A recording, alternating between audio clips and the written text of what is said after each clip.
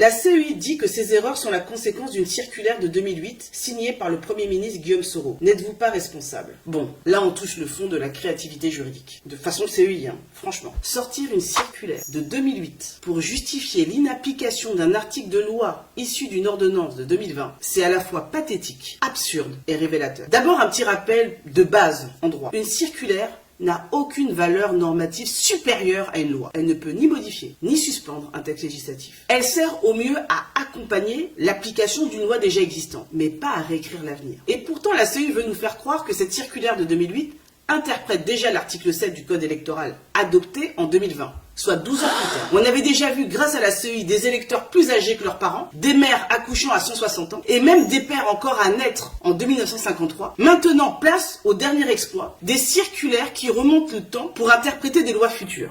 Soyons sérieux. L'article 7 du Code électoral, dans sa version actuelle, est clair, impératif et issu d'une ordonnance du 8 avril 2020. Rien dans le droit ni dans la logique ne permet de justifier son inapplication par une circulaire antérieure à l'ordonnance de 2020. Rien. C'est une tentative de diversion et elle est aussi maladroite que grossière. La vérité, c'est que la CEI cherche désespérément à justifier l'injustifiable. Un fichier électoral truffé d'anomalies, d'usurpations, de doublons, de morts et de miracles biologiques. Et ce qui est plus grave encore, c'est qu'elle tente de maquiller ses manquements en fabriquant elle-même de fausses explications via son site Alert Fake News, qui semble devenu, ironie du sort, un vrai générateur de fake news. CEF, de son côté, reste du côté du droit, des faits et du peuple, et appelle tous les citoyens à rester vigilants, pacifiques, mais fermement mobilisés, pour exiger ce qui leur revient. Une liste électorale crédible, conforme et digne d'un état de droit.